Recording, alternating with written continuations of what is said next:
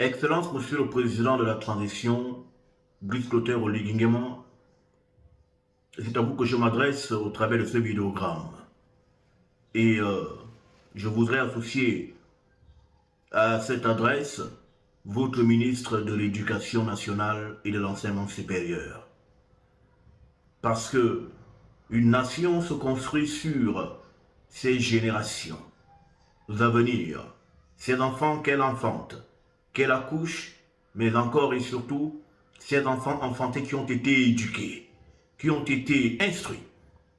Ainsi, l'avenir d'un pays repose principalement entre les mains du ministère qu'on appelle le ministère de l'Éducation nationale. Quoi que ce soit un abus de langage, parce que l'éducation est familiale. L'école n'éduque pas, l'école instruit. Donc, on ne peut plus parler de l'instruction nationale. Et dans cette instruction nationale, c'est là-bas que l'on forme les cerveaux de celles et ceux qui viendront prendre le relais après nous, de sorte que le pays aille toujours grandissant dans sa construction, dans son innovation, dans ses assises, dans son inscription, dans l'histoire qui se vit, qui se construit et qui s'écrit. Ainsi, Monsieur le Président, nous avons au ministère de l'Éducation nationale un programme scolaire qui ne correspond pas à nos priorités, au peuple que nous sommes et que nous incarnons. Nous sommes Gabonais. Et la terre du Gabon est une terre d'histoire. La terre du Gabon est une terre plurimillénaire. Mais dans nos écoles, on ne nous enseigne pas suffisamment sur le Gabon. Excepté la superficie grosso modo qu'on nous en donne, excepté les 54 ethnies qui y sont désignées, mais pas plus que ça. Quelles sont les origines véritables du nom Gabon? Quelles sont les origines véritables des peuples qui vivent au Gabon? Quelle est l'histoire de notre pays en tant que peuple? Dans nos écoles, on ne nous enseigne rien sur nos ancêtres. Qui est Ntoleman? Est-ce que les jeunes générations d'aujourd'hui savent que Ntoleman était un puissant résistant au niveau de Ndjolé, qui résista à l'avancée coloniale, mais il fut capturé et déporté au Sénégal, où il mourut également. Qui connaît l'histoire de la résistance des Pounou dans le sud du Gabon, qui résistèrent farouchement à l'avancée des colons qui étaient en train d'asseoir leur hégémonie sur la terre Gabon. Et la résistance des Pounou au sud fit que les colons les appelèrent les femmes du sud. Parce qu'ils ne se laissaient pas faire. C'était des guerriers. Qui connaît ces histoires? Vous devez le savoir, Monsieur le Président. Un peuple acquiert la fierté lorsqu'il se connaît. Un peuple acquiert la fierté d'être lorsqu'il a une histoire. Lorsqu'il sait d'où il vient, qu'il a fait, ce qu'il a fait au travers de son ancestralité et d'où il va concrètement à partir des actions et des actes posés par ses pères et par ses mères. L'école coloniale dans laquelle nous sommes encore aujourd'hui, Monsieur le Président de la Transition, est un modèle scolaire qui doit cesser. Car en effet, nous apprenons des histoires qui ne nous concernent pas. On nous apprend à l'école les guerres occidentales dites guerres mondiales. On nous dit que 6 millions de juifs furent tués. Mais Monsieur le Président, combien de millions de Noirs, de Gabonais furent déportés lors des 400 ans d'esclavage? On nous dit que Magellan a fait le tour du monde en bateau. Qu'est-ce que nous avons à faire avec ça?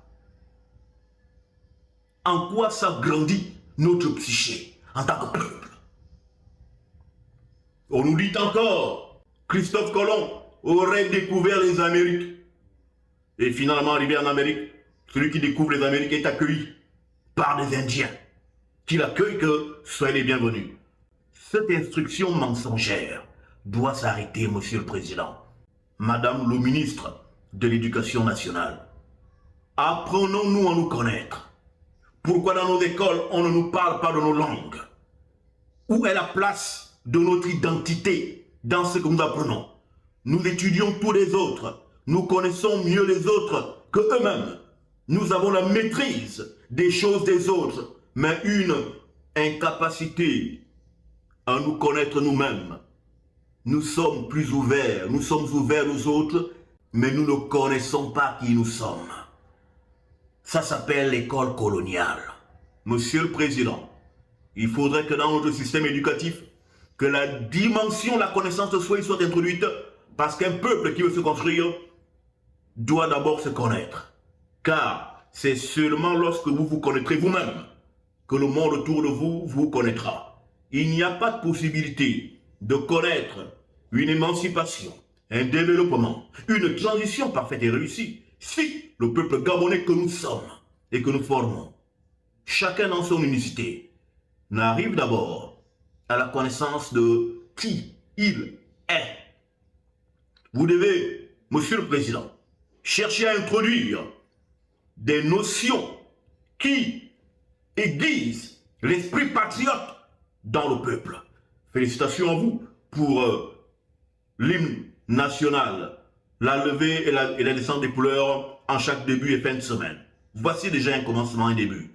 Mais il faut bien plus que cela. Il faut qu'on nous enseigne notre histoire. Il faut que le système éducatif soit revu et que nous arrêtions l'école coloniale. Nous ne sommes plus la France. Nous voulons une réelle liberté. Pas une indépendance. Aucun pays n'est indépendant. Tout ça, c'est de l'enfumage. Nous voulons une réelle liberté. Parce que dès le mot indépendance, il n'y a aucun sens. Pourquoi le Gabon est indépendant et que la France est dite la France libre? Pourquoi ne sont-ils pas France indépendante? Pourquoi libre et pas indépendant? Parce que personne et aucun pays n'est réellement indépendant. Nous voulons la liberté. Et cette liberté ne s'obtiendra qu'en enseignant au peuple sa véritable histoire, sa véritable identité. Monsieur le Président, il y a beaucoup de choses à dire, mais je commencerai par ce message. Revoyez avec votre gouvernement de la transition le système éducatif gabonais. Introduisez dans notre éducation, Monsieur le Président, les choses qui nous sont importantes, ce qui construit le Gabon, nos langues, tout ce qu'il y a à apprendre nous concernant. On en a marre de l'apprentissage des choses qui ne nous concernent pas. Des juifs morts à l'Holocauste, ça ne nous regarde pas.